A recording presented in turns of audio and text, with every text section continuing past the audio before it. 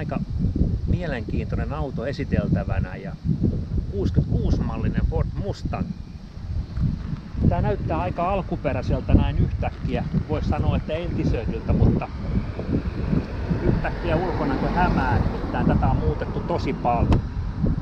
Tätä voisi kuvailla vaikkapa vähän niin kuin Pro Touringiksi, mutta ehkä tää on Resto Mod. Resto Mod on sellainen auto, mikä näyttää ulkoasultaan niin kuin alkuperäiseltä ja ajahengen mukaiselta, mutta sitten sieltä sisältä ja alta se voi olla ihan jotain muuta. Ja tää on varustettu aika paljon nykytekniikalla. Tää on ihan jotain muuta ajettavaksi ja olemukseltaan kuin 66 vuosimallin vakio Mustang.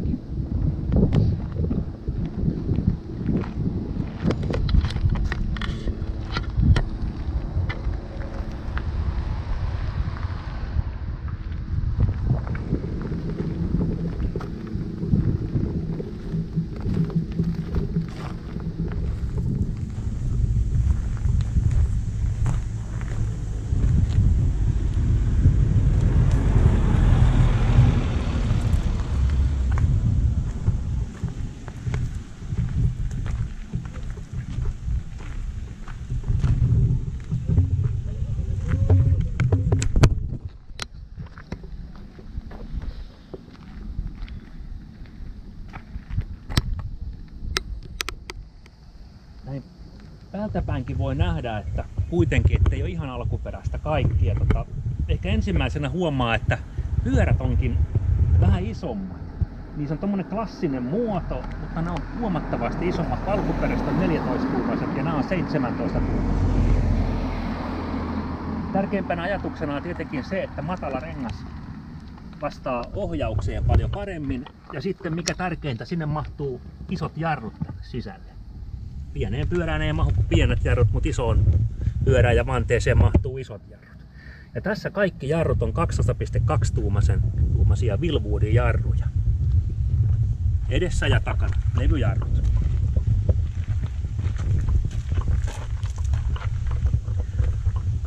Vanteet on US Magin tavallaan perinteisen tyyliset, mutta hieman modernisoitu versio. Ja edessä 7 tuumaa leveät ja takana 8. Ja jousitusta on madallettu itse asiassa aika paljonkin.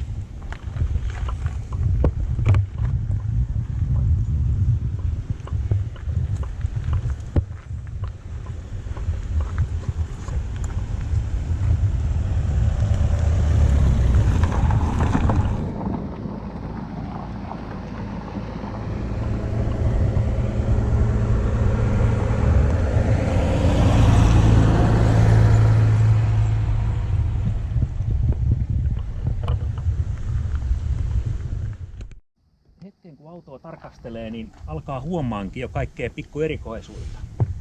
Aika pian huomaa loppujen lopuksi on billet-maskin, mistä se iso hevosaitaus on tuosta poistettu ja laitettu tämmönen selbytyylinen pikkuhevonen tuohon vierelle. Ja sitten projektorivalot. Ne antaa tosi ilkeä ilmeen tälle autolle ja tekee ihan eri olemuksen pienellä vaivalla.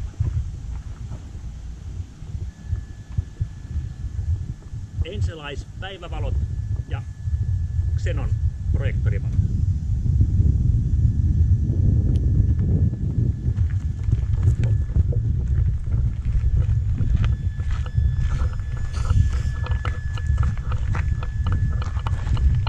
Myös takavalot on LED-valot.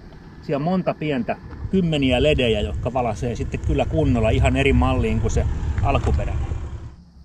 Pikku huomiona vielä, että kaikki merkit ja logot on poistettu tästä autosta. Saa tän cleanimmän ulkoasun ja paremman semmosen selkeämmän ja cleanimmän ulkoasun.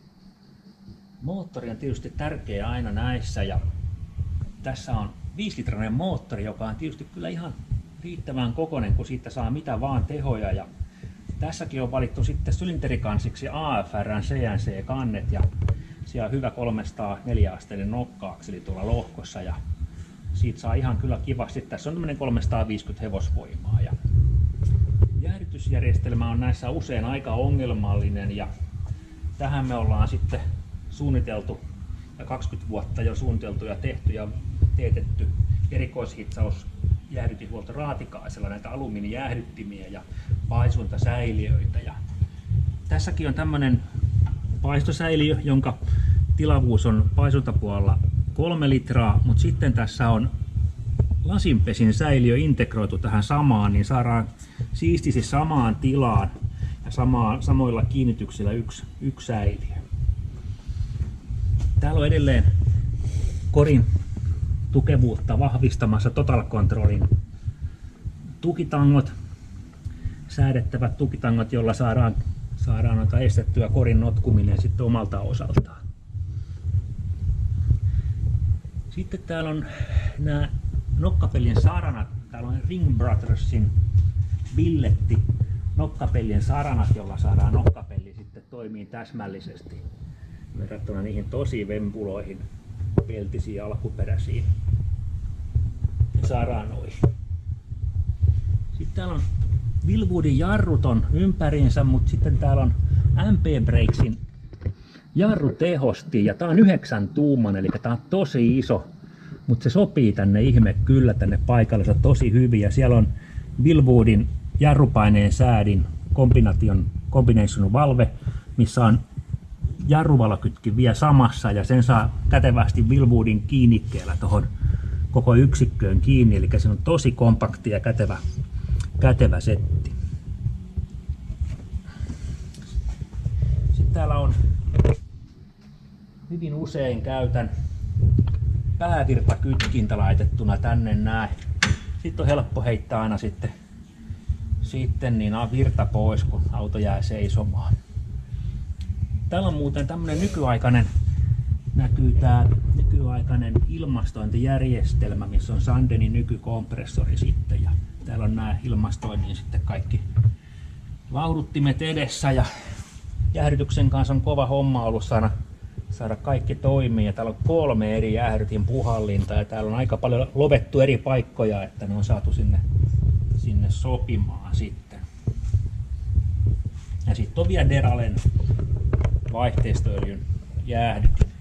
Tässähän meillä on vaihteistona niin SN95 Mustangin 4R70V vaihteisto, eli 4-vaihteinen automaattivaihteisto, joka on täysin tietokoneen ohjattu ja siihen on olemassa sitten ulkoinen ohjain.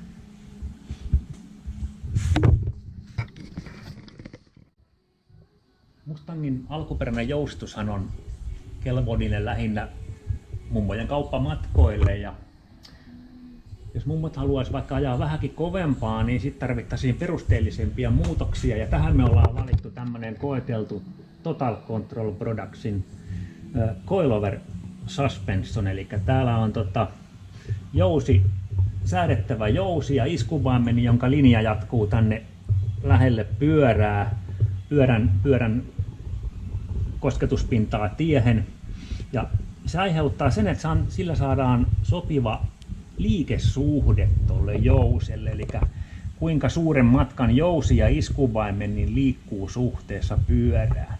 Alkuperäisessä järjestelmässä iskuvaimen ja jousi on ylätukivarressa, missä jousi ja iskuvaimen liikkuu vain noin puolet pyörän liikkeestä, mutta tässä tämä liikkuu joustus ja iskuvaimennus 90% pyörän liikkeestä, eli me saadaan oikeasti toimiva joustus tähän ja täällä on vielä erilliset säätönupit, mistä voidaan sisään- ja ulosjoustusta säätää tai iskun vaimennusta säätää erikseen molempiin suuntiin. Lisäksi täällä on täysin välyksettömät nailonpuslat joka paikassa täällä jousituksessa ja tukivarsissa niin, että täällä ei ole yhtään sitten minkäännäköistä notkumista ja väljyyttä. Eli tällä saadaan ihan tämmöinen kilpautomainen ohjattavuus sitten siltä osin. Täällä on vielä tämmöinen simpukka ohjaus, mutta Se on laitettu Borgesonin tarkkuussimpukaksi, tehostin simpukaksi, ja se on kyllä niin hyvä, että nämä yleensäkään ottaen niin hammastanko ei enää kaipaa. Täällä muuten näkyy vielä nämä lokarin alumiiniset sisälokasuojat, jotka suojaa noin ulkolokasuojat sitten, kun monta kertaa kun ajaa, niin täältä lähtee pyörästä renkaasta kiviä, jotka tekee sitten melkoisia pahkuroita ja vaurioita maalipinnalle. Ne on aika välttämätön sitten kyllä näissä lisänä näihin nykyään. Tosi hyvä ratkaisu. Jarruinahan meillä on 12,2 tuumaiset Wilwoodit ympäriinsä. Vanteet on 17 tuumaiset ja 7 tuumaa leveät edessä ja 8 tuumaa takana.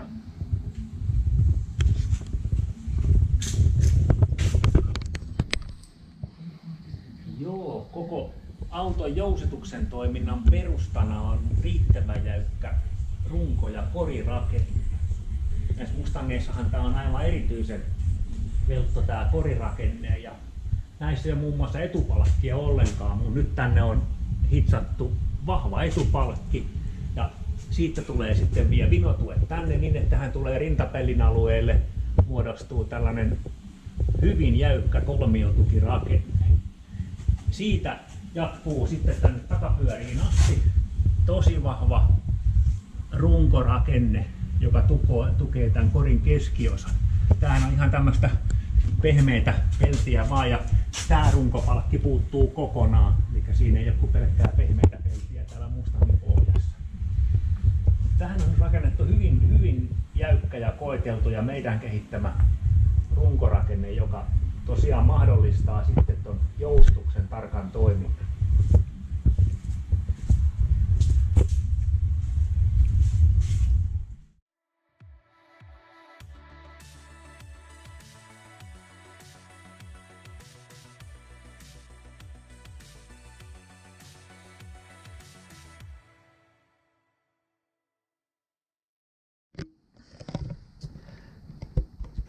Sisältä näyttää ensivilkaisulta suurin piirtein vakiolta, mutta sitten jo muutaman sekunnin katsottua niin havaitsee kyllä, että ei tää ihan vakio ole. Ja ensinnäkin tää tuoksu on tosi hieno, nimittäin Design Eugen Tampereelta on loihtinut tämän sisustuksen, ja täällä on 25 neliöä parasta mahdollista nahkaa. Täällä on hieno nahan tuoksu ja nahalla on verhoiltu ihan joka paikka, kaikki peltipinnat, ja sitten tänne on rakennettu tällainen keskikonsoli, joka jatkuu hattuhyllylle asti. Ja täällä on eri lokeroita sitten, ja tosiaan mittaristokin näyttää yhtäkkiä vakiolta, mutta se ei olekaan ihan vakio. Se on Dakota Digitalin mittaristo, joka on kytketty tonne väylät ohjattuun tietokoneeseen, ja täällä myös keskellä olevaan näyttöön sinne saa lähes mitä tahansa näyttöjä ohjelmoitua, ja siellä on nyt vaihteen näytöt ja sitten GPS-nopeusmittarin näyttö ja tällaisia. Sitten se vaihtaa siihen erilaisia tiedotuksia vähän väliä sitten siihen, mitä nyt ikinä tarvitaankin. Ja täällä meillä on sitten Hollein Sniperin suihkun ohjain näyttö, missä on kosketusnäyttö. Siitä pystyy kajoamaan sitten vaikka mitä toimintoja, ja se näyttää monia hyödyllisiä ja vähemmän hyödyllisiä asioita sitten. Täällä autossa on ympäriinsä tietokoneita, ja täällä luukun alla, kun ei tarvitse olla aina näkyvissä, niin on US Shiftin Quick 4 tietokone, eli vaihteiston säätöyksikkö, joka kertoo sitten myös kaiken näköisiä asioita: nopeus, lämpötila, vaihteen määrä, mikä ohjelma. Tästä napista pystyy vaihtamaan erilaisia esirakennettuja ohjelmia, vaikkapa radalle ja kadulle, kauppaansa käyntiin sun muuhun sitten. Eli tuo vaihteisto on täysin tietokoneen ohjaama, ja tämä ohjaa sitä koko vaihteistoa sitten. Se keskustelee erilaisten tietokoneiden ja ohjainyksiköiden kanssa keskenänsä. Täällä on myös lisää näitä sitten piilotettuna ympäriinsä, on erilaisia erilaisia bokseja sitten, mitkä kaikki juttelee osittain keskenänsä. Tää ilmastointi niin näyttää alkuperäiseltä nämä säätimet, mutta se on vähän hämäystä. Täällä ei olekaan vaijereita takana, vaan täällä on sitten säätöpotentiometrit tällä takana. Eli siellä on sitten taaskin menee omaan tietokoneboksiinsa sitten säätimeltä tiedot ja ne säätää ilmastoinnin ja lämmityslaitteen toimintoja sitten sitä kautta. Ratista mä tykkään. Tässä on Nardin tosi laadukas ratti ja harvemmin nähty tällaisessa autossa, mutta tää on kyllä tosi hyvin sopii tähän tyyliin, eli tämmönen restomodi tyyli. Joo, kyllä tällä kelpaa ajella ja nämä penkithän on kotosi Ferrarista. Myös takapenkki. Näitä kaikkia on modifioitu todella suurella vaivalla ja ne on istutettu tähän autoon. Tää on kyllä aika kovan työn Eugenie tehnyt tämän kanssa. Todella hyvin sopiva. Ja tietenkin nämä on täysin sähkösäätöiset nämä penkit.